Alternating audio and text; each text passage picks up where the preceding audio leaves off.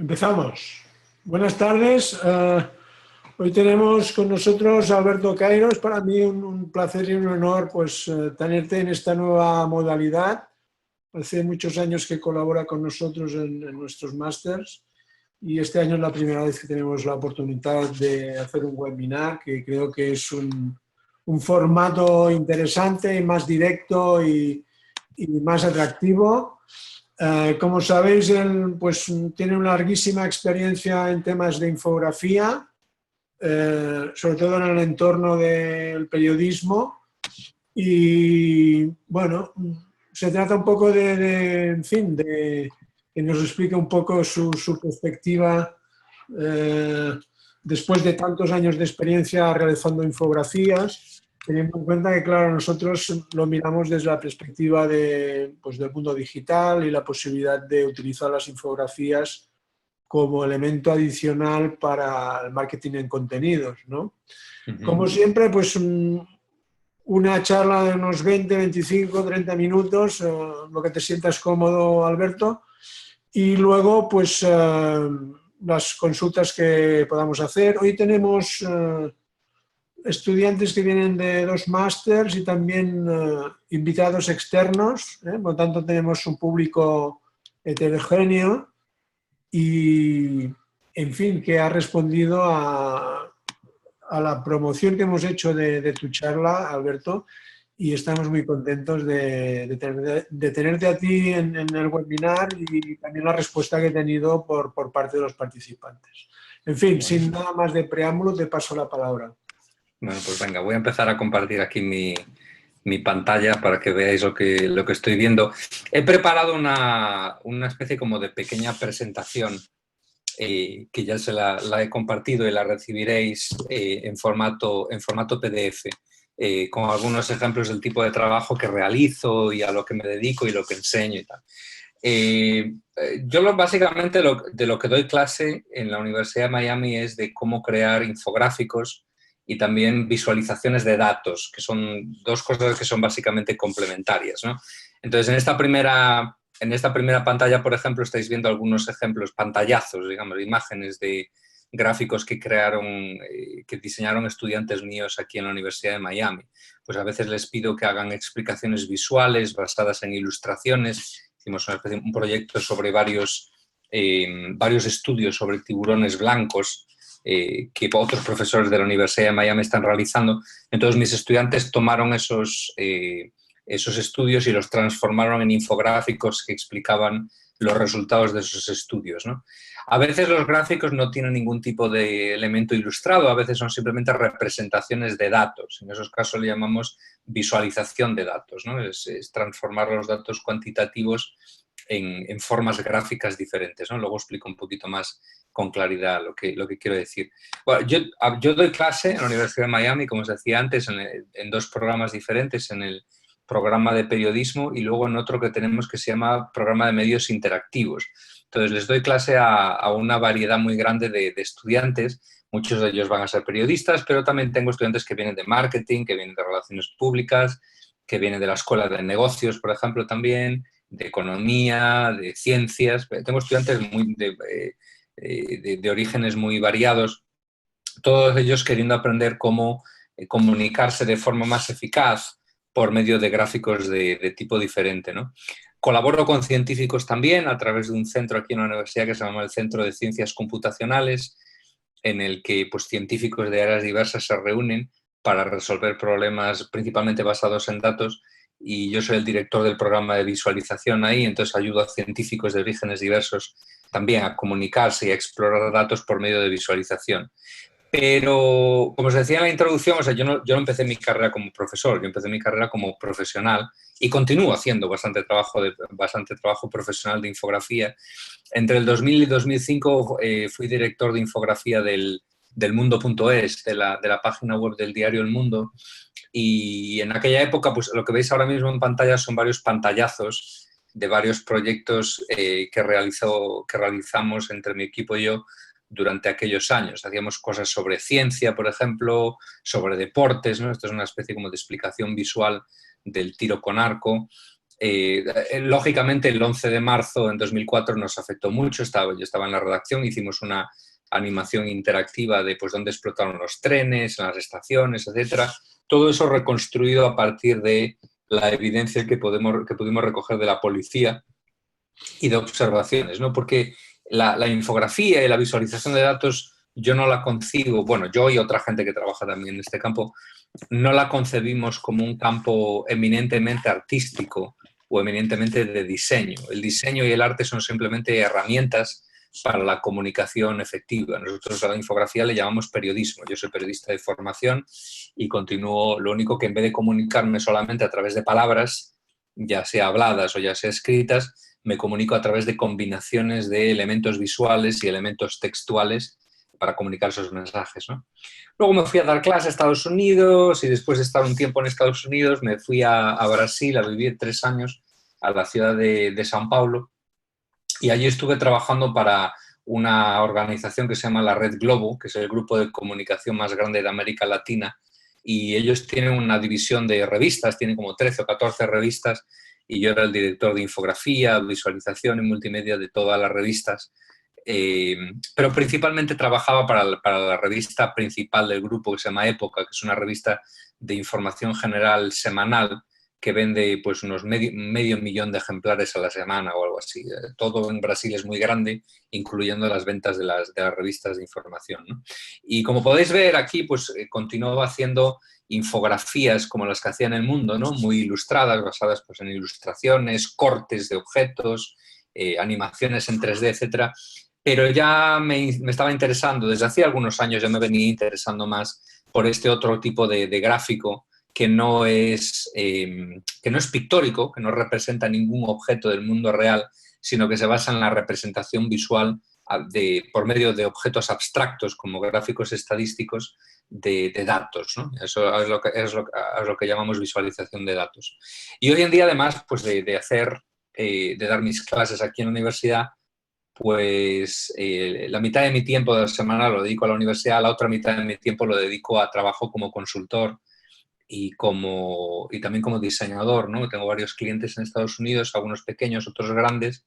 Entre los grandes pues están Google y Microsoft. Con Google estoy haciendo una serie de proyectos ahora de visualización de datos. No os lo voy a mostrar, lo podéis ver más tarde si queréis.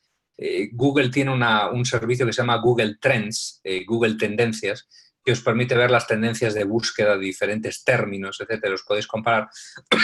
Bueno, pues en este proyecto tenemos acceso a todos los datos de Google, de búsquedas de Google, y entonces, en colaboración con varios diseñadores de fama mundial, estamos haciendo una serie de visualizaciones experimentales, pues viendo cómo la gente busca diferentes tipos de cosas, ¿no? Por ejemplo, hicimos una hace poco, que la podéis ver en esa página que está linkada desde ahí, que se llama El ritmo de la comida, The Rhythm of Food.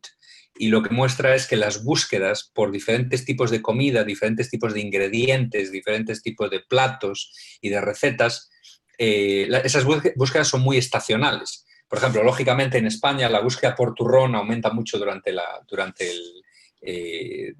Navidad, ¿no? Pues ese tipo de patrones se ven mucho en todo el mundo. Por ejemplo, la búsqueda por pavo, cómo preparar el pavo, pues sube mucho en Estados Unidos durante Acción de Gracias, ¿no? Y eso se ve muy bien en los datos, en los gráficos de línea se ven muy bien esos patrones estacionales. Y ese es el tipo de proyecto que estamos haciendo. Hicimos uno también sobre Eurovisión hace poco, ¿no? ¿Quién buscaba por los cantantes de Eurovisión? Y transformamos esas búsquedas en votos virtuales, ¿no? Como si las búsquedas en Google fuesen equivalentes a los puntos que los cantantes iban a recibir en Eurovisión. Y al final resultó que la cantidad de búsquedas era muy proporcional con el número de votos que al final recibieron los cantantes de Eurovisión. Había casi una correspondencia perfecta, ¿no? Pero todo estaba basado en datos de Google. Bueno, pues lo que estoy haciendo para Google y para otras compañías y tal, llamamos visualización de datos, más que infografía tradicional, que todavía la sigo haciendo para otros clientes, ¿no? Pues eso, ilustraciones, modelos en 3 dimensiones, etcétera.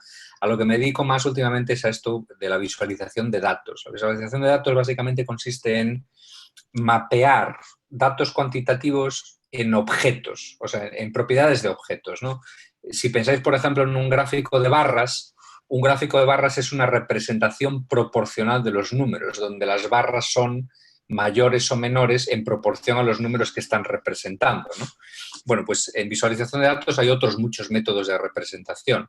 El tamaño de un objeto, por ejemplo, la altura o la longitud, es el tipo de representación que usamos en un gráfico de barras. Pero podemos usar, por ejemplo, también el área de un objeto, ¿no? En un gráfico de burbujas, transformamos las burbujas, las hacemos mayores o menores, dependiendo de los datos que están por detrás, ¿no? Todo esto se llaman métodos de representación, o en inglés serían methods of encoding, métodos de codificar los datos, ¿no? Y en esto consiste la visualización de datos. Si pensáis en un caso real, por ejemplo, aquí os tengo un caso real de visualización de datos, que es muy famoso.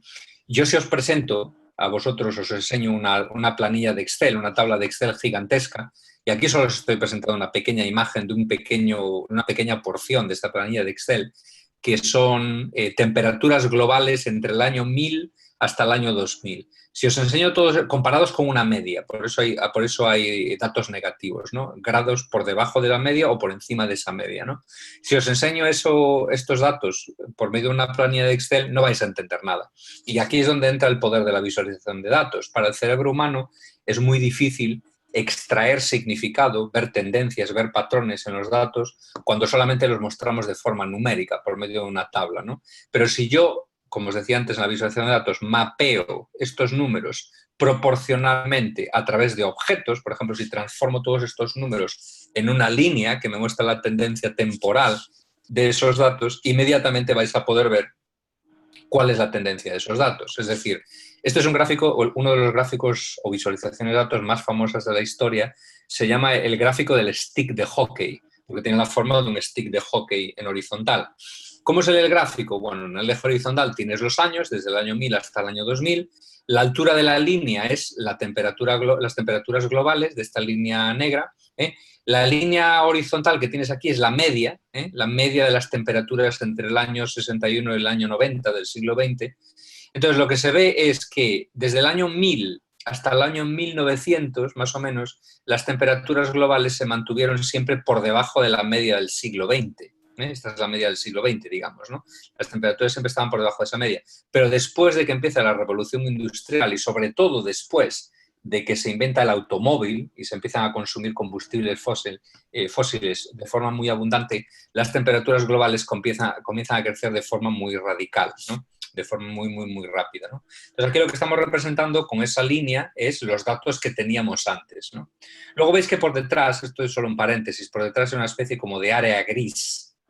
Esa área gris, si aquellos de vosotros que hayáis estudiado estadística, que es algo que yo recomiendo que todo el mundo por lo menos se informe un poquito, esa línea gris es más o menos es el nivel de incertidumbre de los datos, ¿no?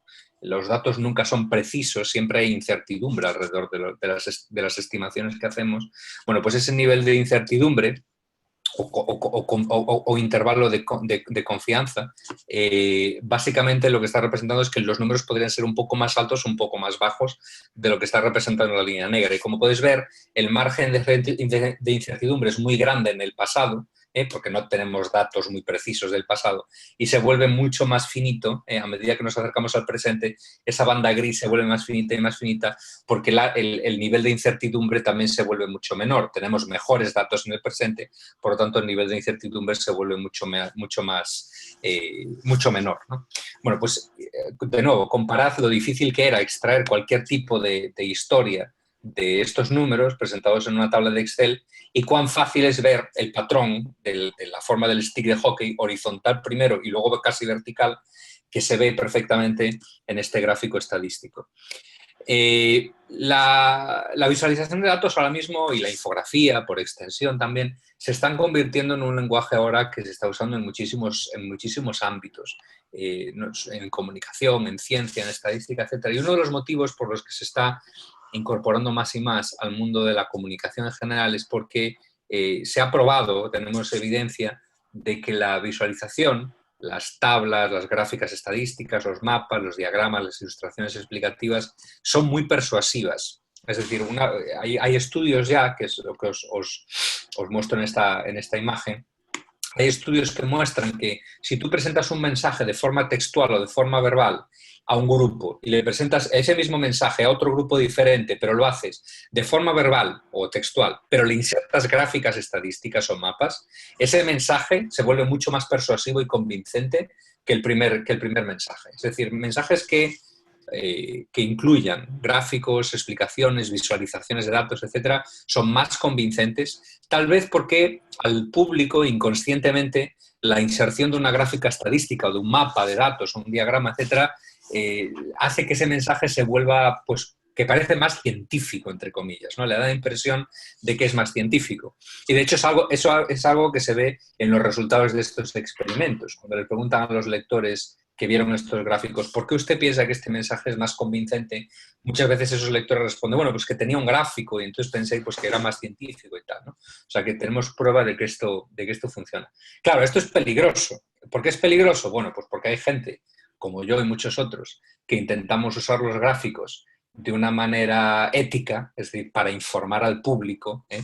Entonces pasamos el 80 o el 90% de nuestro tiempo verificando los datos, yendo a las fuentes, intentando contar la verdad, etcétera, etcétera, etcétera, a través de los gráficos, pero claro, hay todo un grupo de gente, y ahora pues sabéis muy bien cuál es el clima que hay ahora mismo en Estados Unidos con los hechos alternativos y esas cosas. Hay gente que usa gráficos para mentir, que mienten con los gráficos, ¿no? Y eso es uno de mis caballos de batalla últimamente. Estoy ahora empezando, por ejemplo, una gira por todo Estados Unidos de charlas en 30 ciudades en Estados Unidos y en otros países, en el que voy a hablar de cómo este tipo de personas mienten con los gráficos, ¿no? Entonces, los gráficos nunca hay que verlos como meras ilustraciones. Un gráfico no es una ilustración, un gráfico es una herramienta retórica de comunicación. Y entonces los gráficos nunca hay que solo verlos como lectores, hay que leerlos, ¿no? Hay que leerlos para poder extraer el significado, ¿no? Y eso es algo que hay que explicarle a la gente, ¿no? Que cuando vemos un gráfico de barras, no sé, o de línea o de lo que sea, no se consiste solamente en verlo, echar una ojeada y ya y compartirlo en Twitter, en Facebook. Hay que preocuparse como lector de leerlo, ver de dónde vienen las fuentes, si los datos están bien representados, etcétera, etcétera, etcétera, ¿no? Y eso es una de las cosas que tenemos que enseñar.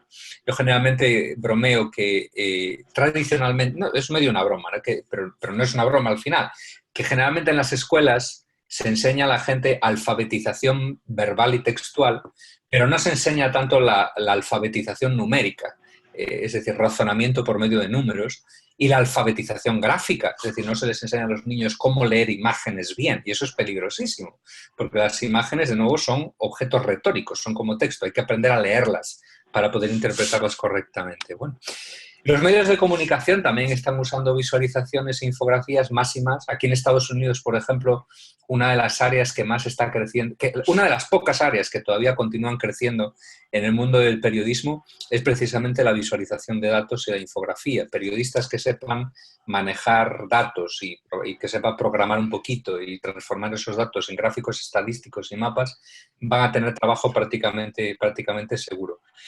Y basado en mi propia experiencia como consultor, otras áreas están sufriendo el mismo cambio. O sea, mucho de mi trabajo como consultor últimamente es para empresas, no es ni siquiera para medios de comunicación. Es para empresas que crean constantemente gráficos estadísticos y mapas y diagramas, etcétera, para poner pues, en presentaciones de PowerPoint o en sus documentos o en sus páginas web o en lo que sea, y no tienen internamente la capacidad de crear ese tipo de gráficos bien.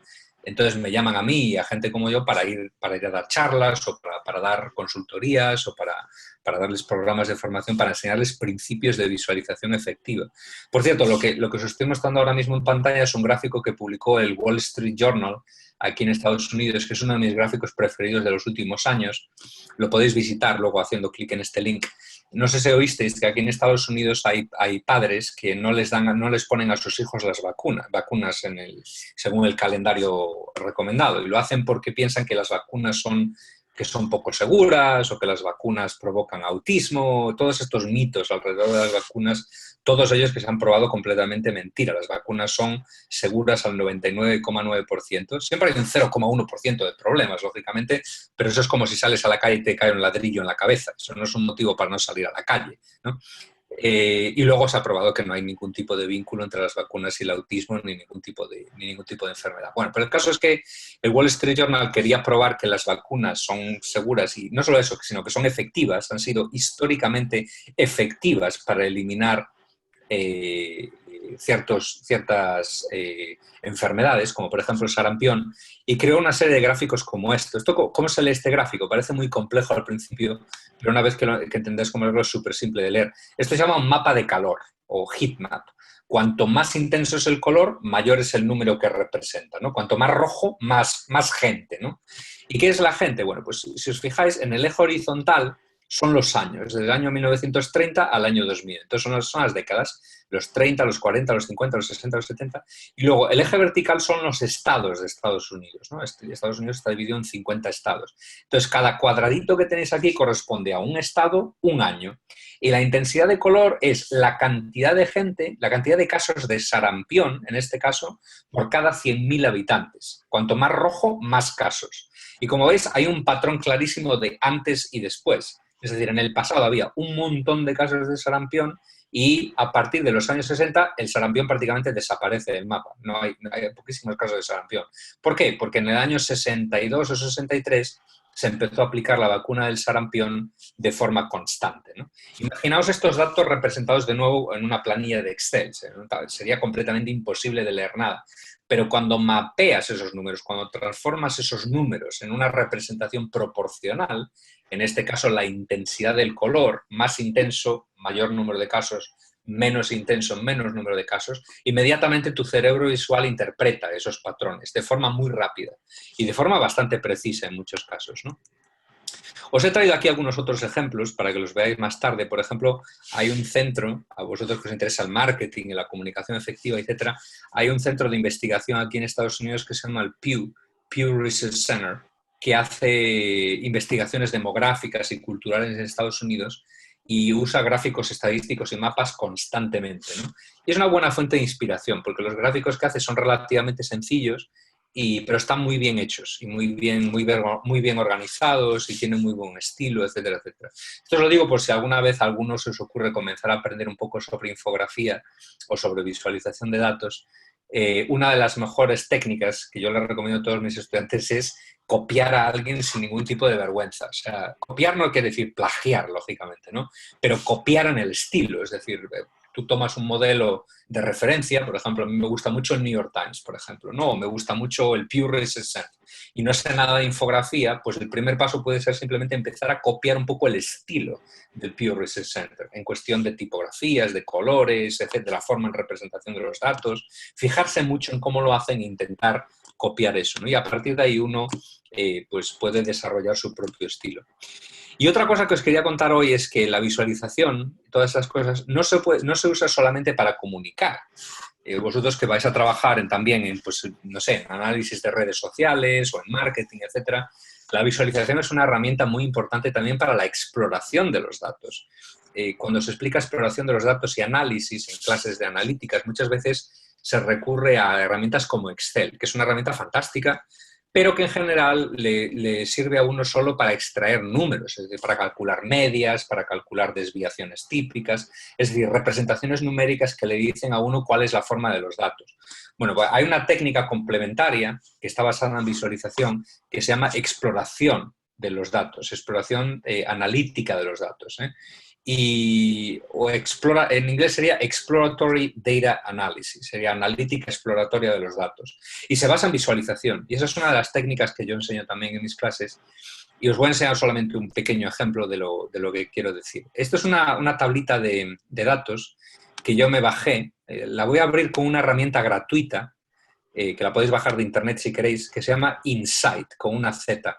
Insight es una herramienta gratuita de código abierto, muy básica, pero útil para explorar datos de forma visual. Es una herramienta que la creó un grupo de estadísticos en Nueva Zelanda. Bueno, voy a cargar los datos dentro de la herramienta. No os voy a enseñar cómo usar la herramienta, pero es muy simple, se aprende en 15 minutos.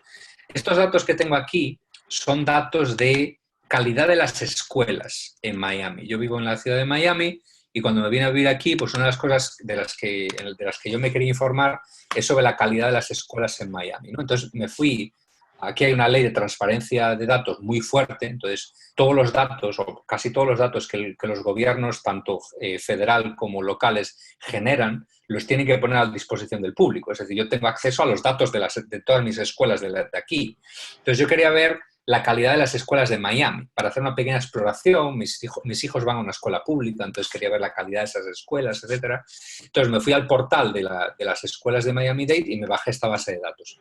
Esta base de datos tiene las siguientes columnas: nombre de la escuela, distrito escolar, porque la ciudad de Miami está dividida en 9 distritos escolares, y luego hay una serie de números aquí que pone, por ejemplo, aquí lectura y luego pone aquí matemática. Estos números que tenéis aquí son los porcentajes de estudiantes que leen bien y los porcentajes de estudiantes que consiguen hacer matemáticas correctamente, al nivel adecuado, ¿no? Al nivel en el que están en ese momento, ¿no? Bueno, pues explorar datos con una herramienta como esta es súper simple. Tú agarras un número, por ejemplo, matemáticas, ¿no?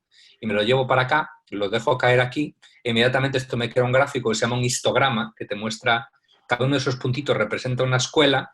En el eje horizontal tenemos el porcentaje de estudiantes que hacen matemática correctamente en cada una de las escuelas. Entonces, inmediatamente vemos, por ejemplo, que hay un grupo de escuelas aquí en el que ningún estudiante llega al nivel adecuado en matemáticas. El 0% de estudiantes en estas escuelas consiguen hacer matemática correctamente. Y hay una escuela aquí que es extraordinaria. El 100% de los estudiantes de esta escuela de aquí, en el extremo derecho, consiguen hacer, pues eso, llegar al nivel adecuado de matemáticas. Y la mayoría de las escuelas están cerca de la media, ¿no? La media está por aquí. Esto es la mediana, en realidad. Es uno de los promedios, de los tipos de promedios. Esto es la mediana de los datos. Casi todas las escuelas están cerca de la mediana, ¿no? Como podéis ver, cuanto más alta la barra, mayor el número de escuelas en cada una de estas secciones, ¿no?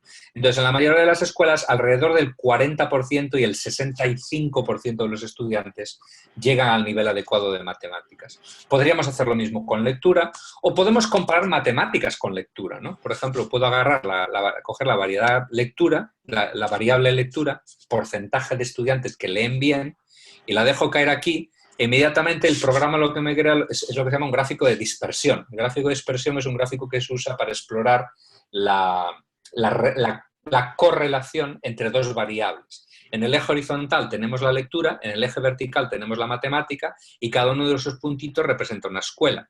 ¿Qué es lo que pasa? Que cuanto más a la derecha está una escuela, mayor el porcentaje de estudiantes que lee bien. Y cuanto más alta está una escuela, mayor el porcentaje de estudiantes que consiguen llegar al nivel adecuado de matemáticas. Con lo cual vemos que en este caso la correspondencia o la correlación es positiva. Cuantos más estudiantes leen bien, más estudiantes realizan matemática correctamente, ¿no? Vemos ahí, cuanto más a la derecha, más hacia arriba está. A veces las correlaciones son inversas, cuanto más, menos, ¿no? Por ejemplo, si explorásemos España y colocásemos en el eje horizontal salarios y en el eje vertical pobreza, la correlación sería inversa, ¿no? Cuanto mayores los salarios medios, menor la pobreza, ¿no? Bueno, el caso es que explorar los datos aquí, me podría tirar horas explicando explorando esta base de datos, ¿no?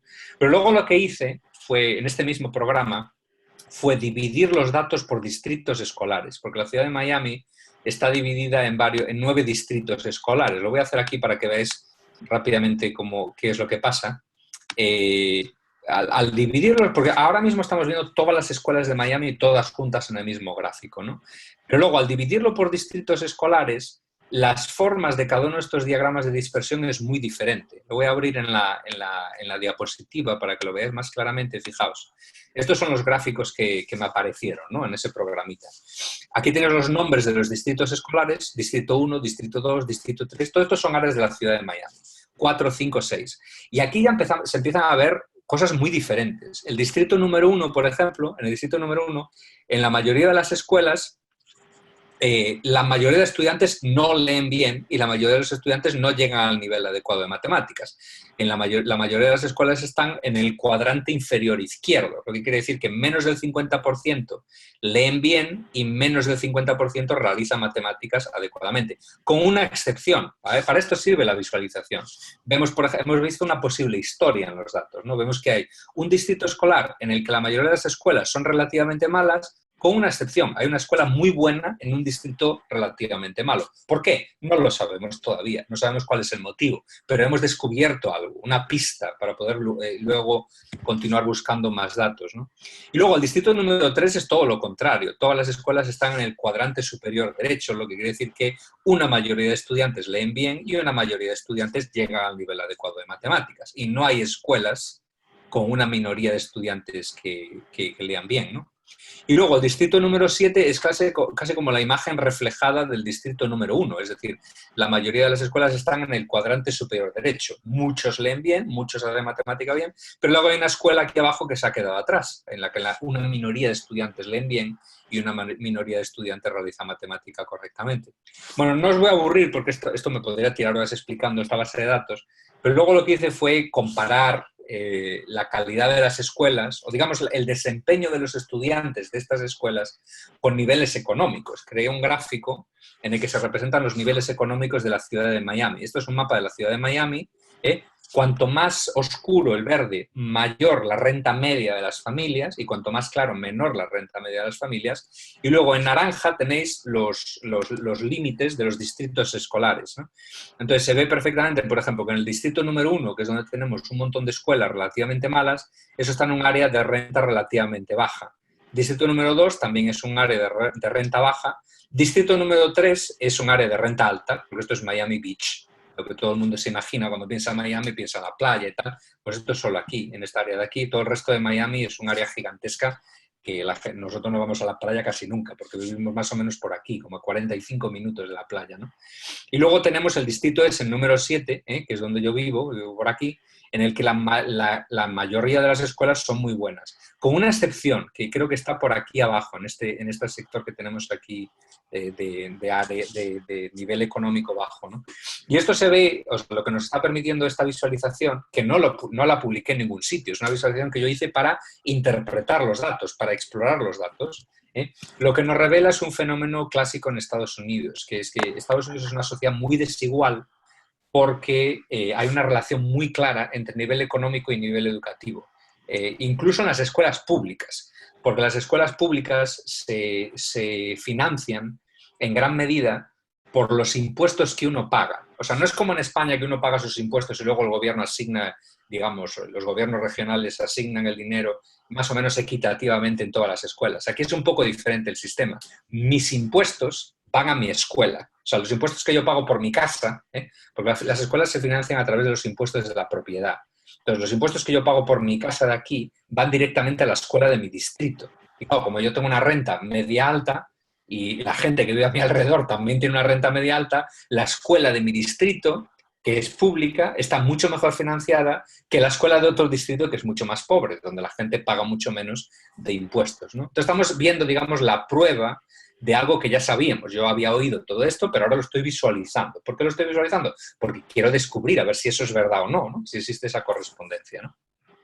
Y ya para concluir, pues bueno, una vez que hacemos toda esta exploración, etcétera, esto un poco os estoy reproduciendo cuáles son los pasos de un proyecto de infografía. Todo empieza por reunir los datos, limpiarlos, organizarlos, explorarlos, lo podemos hacer a través de Excel, calcular medias, medianas, esas cosas, los podemos explorar a través de visualización como ahora. Vamos anotando las posibles historias que vamos descubriendo. Ah, mira, una escuela muy buena en un distrito muy malo. Eso es una posible historia que podemos contar. Y luego intentamos corroborar esas historias yendo a fuentes, ¿no? Preguntándole a las fuentes, oye, ¿y por qué pasa esto aquí? ¿Por qué pasa esto allá? Y tal. Y luego es cuando podemos crear otra versión de estos gráficos que ya son, desde el punto de vista visual, pues más atractivos para poderlos publicar o para poderlos mostrar al público, ¿no? Eso es más o menos el proceso. Y ese proceso, pues, se ve en este último gráfico que os puse en estas últimas diapositivas. Es una especie como de póster de visualización que yo hice cuando todavía trabajaba en Brasil sobre patrones demográficos en Brasil, ¿no? Brasil es un país que ha crecido mucho en los últimos 10 años y eso es lo que se muestra en los primeros, en el primer mapa, el crecimiento poblacional de Brasil entre 2000 y 2010. Estos son todos datos que publicó el censo en 2010, que es cuando publicamos este póster gigantesco. Pero uno de los factores que mucha gente no se da cuenta es que en Brasil la tasa de fertilidad, que es el número de hijos por mujer, es muy bajo. En España, como sabéis, la fertilidad es muy baja, es 1.1, 1.2. En los países europeos, en general, el número medio de hijos por mujer es muy bajo, ¿no? En países en vías de desarrollo ese número suele ser más alto. Por ejemplo, en México ahora la tasa de fertilidad es 2,5, 2,6, etc. Entonces, cuando uno piensa en Brasil y piensa en un país, pues es un país en vías de desarrollo, que se ha enriquecido mucho en los últimos años, pero que todavía no llega a ser un país avanzado, si yo en frío os pregunto cuál es la tasa de fertilidad de Brasil, yo os aseguro que todo el mundo va a responder, pues 2 hijos, 3 hijos por mujer. Incluso me he llegado a encontrar gente que me dice 4 hijos por mujer. Eso lo piensan los propios brasileños de su propio país. Pero cuando ves los datos, la tasa de fertilidad de Brasil es bajísima, es 1.8. Es una tasa de fertilidad muy baja, porque Brasil ha experimentado una de las caídas más radicales en tasa de fertilidad en los últimos 60 años en el mundo entero. Y eso es lo que representa este gráfico de línea, mostrando Brasil, la tasa de fertilidad de Brasil cayendo en comparación con otros países en vías de desarrollo. Y claro, eso va a tener consecuencias para Brasil. Las consecuencias es que la población se va a volver más vieja porque hay menos niños y luego la población se va a empezar a encoger, va a empezar a caer la población de Brasil. Ahora mismo Brasil tiene unos 200 millones de habitantes.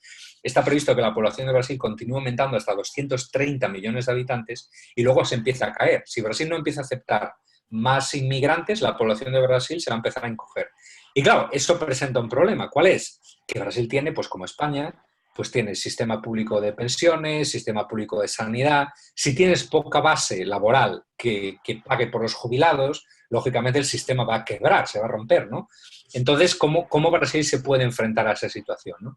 Bueno, pues esta historia que os acabo de contar es lo que se reproduce en el gráfico. El gráfico reproduce paso a paso, de forma narrativa, la historia que os acabo de contar. La población de Brasil creció entre estos años, pero la fertilidad está por debajo del esperado. Esto va a tener esta consecuencia y esta otra consecuencia, y de esta forma es como nos podemos enfrentar a esta consecuencia. O sea, este pequeño proyecto, bueno, pequeño, es muy grande, pues un póster, no tuvo versión online porque no tuvimos tiempo de prepararla, solamente tuvo versión impresa. Este póster cumple todos esos pasos que yo os comentaba antes de la producción de una infografía. Reúnes los datos, los analizas, los exploras, calculas medias, etcétera, los visualizas para ver qué descubres en los datos, qué patrones, tendencias, etcétera. Luego corroboras lo que has encontrado a través de fuentes, es decir, este proyecto lo hicimos en colaboración con demógrafos y politólogos, que nos dieron alguna serie de pistas también, y luego lo diseñas y luego lo publicas. Esos son un poco los pasos que seguimos en infografía y en visualización para crear todo este tipo de proyectos. Bueno, y eso es lo que tenía preparado para hoy. O sea que a partir de ahora tenemos como unos 20 minutos así o 25 para preguntas.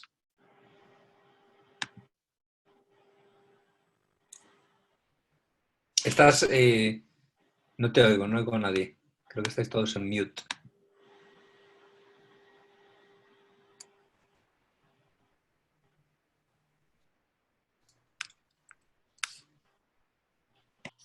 ¿Me oyes Ahora ahora? sí. Ahora sí, sí. Hola, muchas gracias Alberto. Ha sido muy interesante tu charla. Nos han cogido a todos, yo creo, ganas de empezar a hacer infografías después de los ejemplos que nos has mostrado. Y ahora abrimos el turno de intervenciones vuestras. Ya sabéis que en principio lo podéis hacer con el micro. Si vemos que hay mucho lío, pues lo haríamos solo a través de chat. De entrada podéis hacerlo a través del micro y de forma paralela a través del chat. Cuando queráis, pues podéis hacer preguntas o sugerencias o lo que queráis.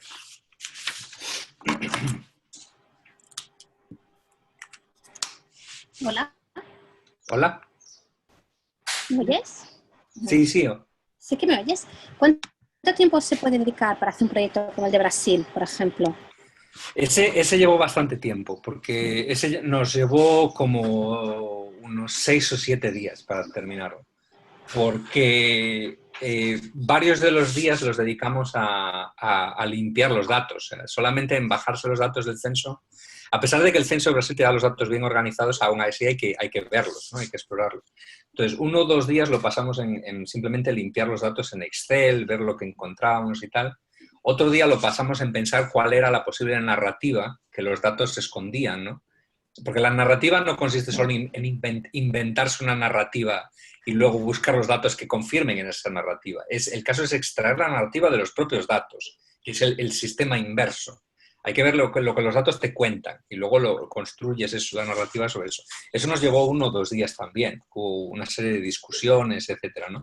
Y de hecho, la estructura narrativa no fue idea mía. En este caso, la estructura narrativa fue idea del director de la revista, que tiene un perfil de matemático, se educó en matemáticas y en ciencias de la computación, y un día sentándonos los dos con todos los datos y tal, se le ocurrió esa estructura que al final acabó siendo la estructura del gráfico. O sea, ya tenemos 2 días para reunir y limpiar, 1 o 2 días para la estructura narrativa, a lo mejor otro día para hablar con las fuentes, esos demógrafos, politólogos que te pueden ayudar a entender mejor los datos, que es un paso muy importante, ese paso de corroboración. Y luego la producción del gráfico en sí, pues a lo mejor otro par de días para poder producirlo, ¿no? Entonces, un mínimo de unos 7 o 8 días para un proyecto como ese que tiene una cierta complejidad, ¿no? Porque lo empiezas desde cero, básicamente, ¿no? Interesante. Y eso sin contar que el gráfico tuviese una versión interactiva. Si tuviese una versión interactiva, ahí o bien le añades días al tiempo de producción, o bien tienes 1 o 2 personas trabajando en paralelo, creando la versión interactiva y trabajando con la gente que también va a crear la versión impresa, todo el mundo trabajando en equipo. Es decir, o aumentas el equipo o aumentas el tiempo de producción, digamos. Porque esta fase de limpiar datos, que son software, esta fase que comentas de limpiar datos, de cogerlos y tener una primera ojeada, se hace nos has enseñado un software, ¿no? El que nos has enseñado antes. ¿Hay herramientas o...? Sí, hay herramientas. O sea, la limpieza de datos en sí la puedes hacer con un montón de herramientas diferentes. La más básica es Excel. O sea, Excel es una herramienta excelente para limpiar datos. Y de hecho, estos días estaba viendo un tutorial, si os interesa referencias, un tutorial de cómo limpiar datos en Excel. Os lo voy a enseñar. Lo hizo un diseñador belga que se llama Martin Lambrecht. Os voy a enseñar la página donde está esto, porque los tutoriales son gratuitos. Está en una página que se llama learno.net y esa es una página de periodismo de datos que publica tutoriales gratuitos de forma continua. Aquí está, learno.net. Si os dais de alta y vais a la sección de cursos, hay uno que es limpiar datos con Excel. O sea, os enseña Cleaning Data in Excel. Lógicamente está todo en inglés. Eso sí, el inglés hoy en día es completamente imprescindible. No se puede llegar a ningún sitio sin inglés. Porque todos los materiales los vais a encontrar en inglés. Educativos, quiero decir. Y hay otros cursos aquí también, cómo verificar datos, etcétera, ¿no? Entonces, el que estaba viendo estos días es esto, cómo limpiar datos en Excel. Te enseña cómo bajarte la planilla de Excel de una fuente pública y detectar inconsistencias, erratas, etcétera, y cómo limpiarlas y cómo organizar los datos correctamente antes de visualizarlos. Que es el paso previo a lo que yo os enseño ahora de explorar los datos visualmente. Es decir, el paso es primero los limpias, los organizas muy bien, los dejas todo perfectamente organizadito, limpito, y luego los importas en esa herramienta, pues Insight, la que os enseñé hace un minuto, esta herramienta de aquí, los subes ahí ya empiezas a visualizarlos y ver qué encuentras, ¿no?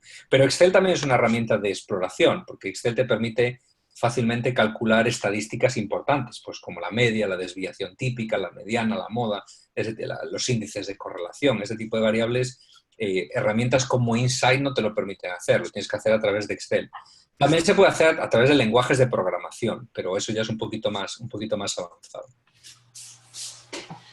Muchas gracias. Alberto, y para, digamos, para hacer los gráficos propiamente, ¿alguna herramienta que nos puedas sugerir para hacerlo? Sí, hoy en día hay muchas herramientas, muchas herramientas, algunas de ellas gratuitas y otras semi-gratuitas. Déjame que comparta la pantalla, que son relativamente fáciles de usar. Para exploración de datos, yo ya os decía, a mí me gusta mucho Insight porque me parece súper simple. La encontráis, simplemente hacéis Insight con una Z, Insight, y la vais a encontrar, es Insight for Data Analysis.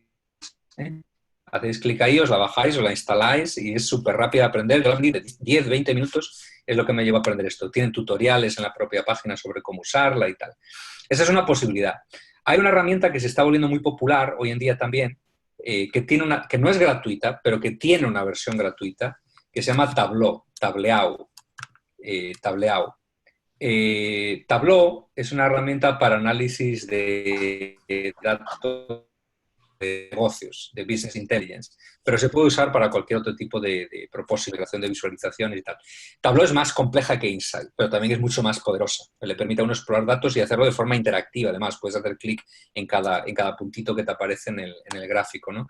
Pero es una herramienta de pago, hay que comprarla. Pero tiene una versión gratuita que es más limitada, que se llama Tableau Public, ¿eh? Que es la misma gratuita. ¿Y por qué es gratuita? ¿Cuál es la desventaja que tiene? Que, como su propio nombre indica, todos los datos que pongas en esta herramienta se vuelven públicos. Entonces no puedes usarla con datos, digamos, internos de tu empresa, ¿no?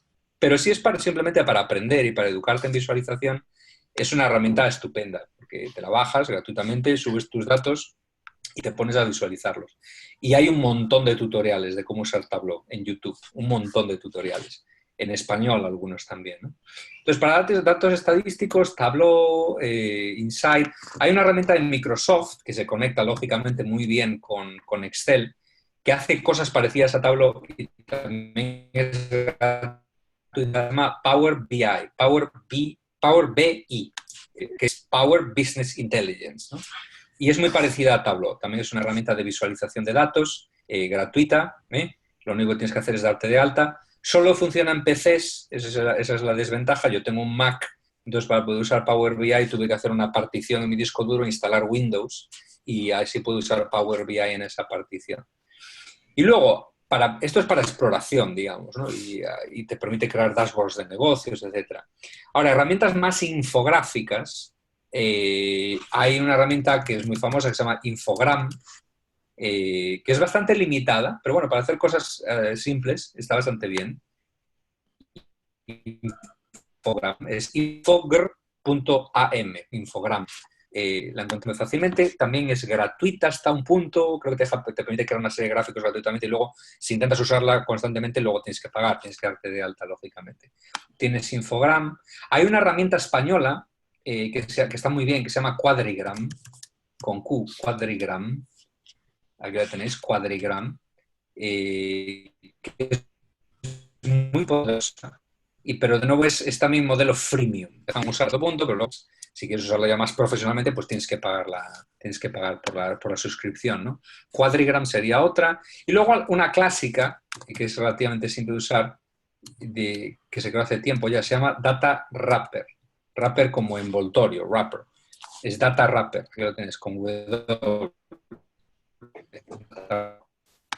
Es una herramienta para mapas simples y para gráficos simples también. Tú subes tus datos y te crea el mapa, porque, por cierto, tanto Quadrigram como Infogram como Data Wrapper o todas estas herramientas que os he mostrado, te crean tanto los gráficos estáticos como gráficos interactivos. O sea, tú le puedes poner interactividad a los mapas que crees. Cualquiera de estas herramientas están bien para dar unos primeros pasos en este mundo, ¿no? Y empezar a probar cosas y experimentar, etcétera, ¿no? Yo tenía otra pregunta, no sé si me oye. Sí. ¿Cuál sería el equipo mínimo de perfiles y cuáles serían los perfiles para obtener un resultado solvente, ¿no? Tendría que haber un diseñador, un periodista, un antropólogo. ¿Cuál sería el equipo? Sí. Depende mucho de para qué quieres usar la visualización. O sea, si lo quieres usar, o sea, ¿cuál sería el contexto? ¿Cuál es el tipo de empresa que tienes en mente? Por ejemplo, algo para hacer artículos de ciencia, ¿no? A lo mejor para hacer gráficas visuales de un artículo que publiquen en revista y para publicación, ¿no? Este tipo sería, por ejemplo, ese contexto, ¿no? Pero ellos tienen el perfil científico, ya sería el propio demandante. Mira, ahí hay varias. Yo más que de gente hablaría de habilidades que tiene que tener un equipo, ¿no? Pues yo he visto equipos desde 2 personas pues en empresas pequeñitas, 2 personas trabajando juntas. Ocasionalmente he visto gente que trabaja sola, pero eso es muy poco común porque es casi imposible ser un experto en todo lo que se necesita para hacer buenos gráficos, ¿no? Pero bueno, hay gente hay 4 o 5 personas que trabajan independientemente. Pero en general los equipos suelen ir desde 2 o 3 personas en los equipos menores hasta, pues si te vas al New York Times, el New York Times tiene ahora mismo más de 50 personas haciendo este tipo de trabajo, ¿no? Por eso hacen esos trabajos extraordinarios. Entonces, más que de número, del tipo de personas, a mí me gusta hablar de tipo de habilidades que uno tiene que tener, ¿no? O que un equipo tiene que tener. Tienes que tener a alguien que sea un buen comunicador, eso es fundamental. O sea, alguien que tenga cabeza, si la quieres llamar cabeza de periodista, pues cabeza de periodista. Alguien que sepa ver los números y comenzar a ver las conexiones, las posibles historias, etcétera. Alguien que sepa escribir también y comunicarse de forma escrita es muy importante. O sea, alguien que tenga un perfil de comunicador, ¿no? De comunicador efectivo. Eso es muy importante. Digo alguien, pero en realidad estoy hablando de la habilidad, porque una persona puede tener más de una de estas habilidades, ¿no? Esa es una habilidad, o sea, la habilidad de poder comunicarse y poder hacerlo textualmente y de extraer historias de la información. Necesitas gente que tenga cabeza de diseño, o sea, lógicamente habilidades de diseño, sepa usar colores, paletas de colores, tipografías, etc. Diseño web. Si vas a publicar cosas en la web, hoy en día necesitas a una persona que tenga, por lo menos una persona que tenga habilidades de desarrollador web o de programador web, que sepa HTML, CSS, JavaScript, etc. Necesitas habilidades también, si lo vas a hacer para la web, de gente que te sepa manejar o habilidades para manejar bases de datos.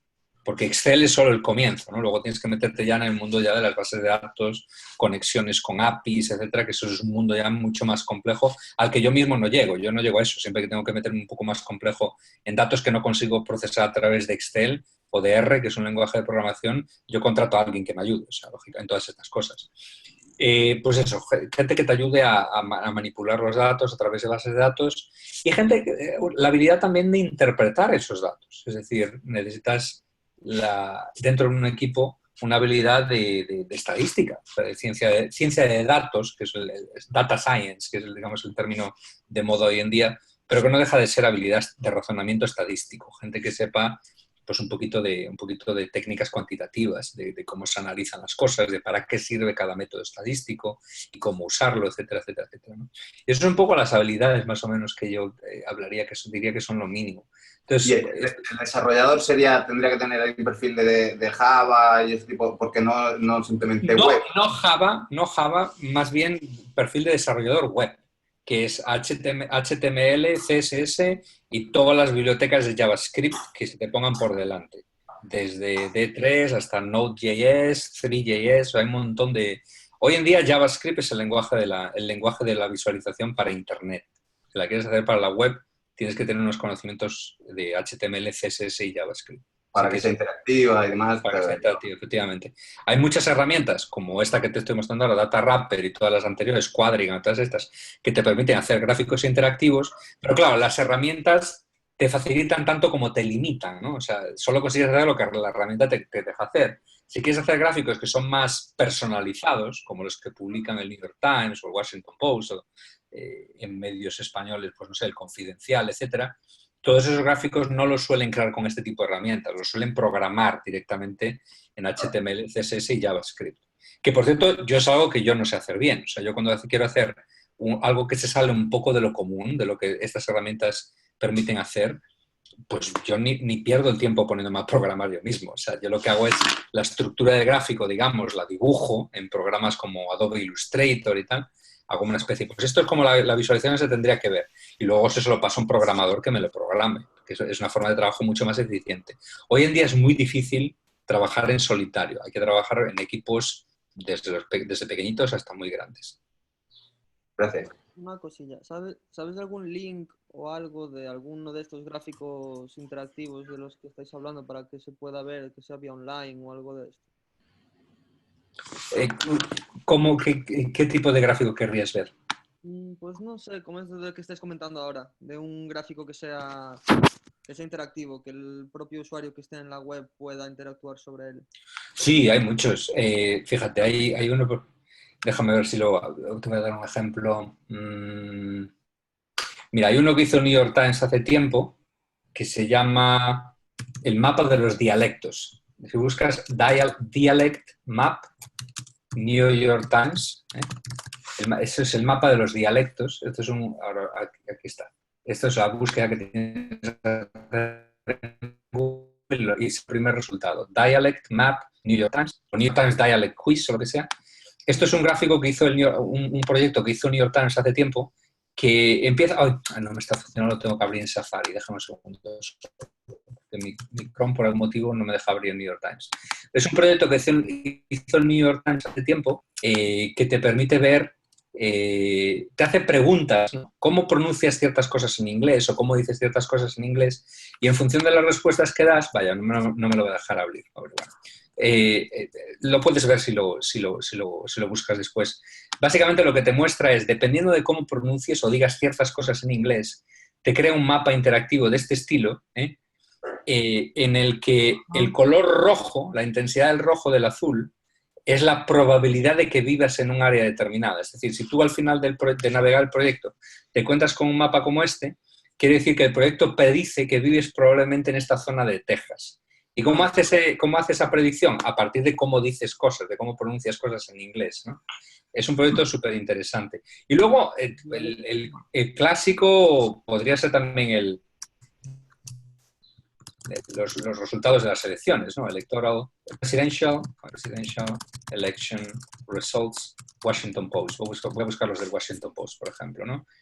Pues este tipo de... Aquí está, Presidential Election Results. Las páginas de mapas y de gráficos estadísticos que te permiten ver los resultados de las elecciones presidenciales, pues en el país que sea, ¿no?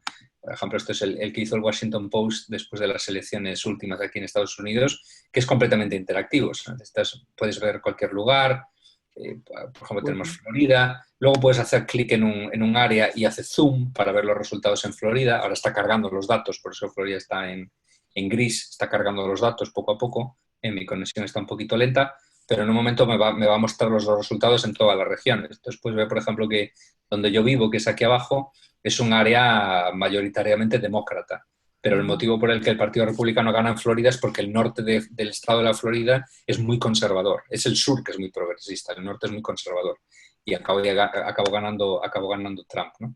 Y luego los datos los puedes ver pues, en un mapa o a través de una tabla. O sea, tienes la tablita con todos los porcentajes de quién ganó, condado por condado, o sea, quién ganó en cada uno de los condados. Entonces aquí estoy yo, por ejemplo, el condado de Miami-Dade. Si hago clic ahí me hace zoom para mostrarme los datos de mi área. Este es el tipo de cosas, ¿no? a las que me estaba refiriendo. Muy bien, pues vamos a ir cerrando ya el webinar. Si tenéis una última pregunta, ahora es el momento. Tenemos alguna intervención también en el chat. Webinar fantástico, tanto para la temática como de engagement. Muy bien.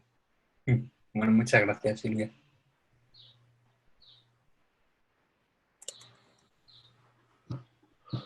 Muy bien, pues muchas gracias, Alberto. Bueno, gracias a vosotros. Un abrazo. Y ahora nos queda un montón de referencias para explorar y probar y en fin, hacer nuestros pinitos a jugar. Yo digo siempre, solo ponerse a jugar, a practicar, a jugar, a practicar y a cometer errores, muchos errores, para luego poder corregirlos. Estupendo. Venga, gracias a todo el mundo. Gracias. Hasta la próxima.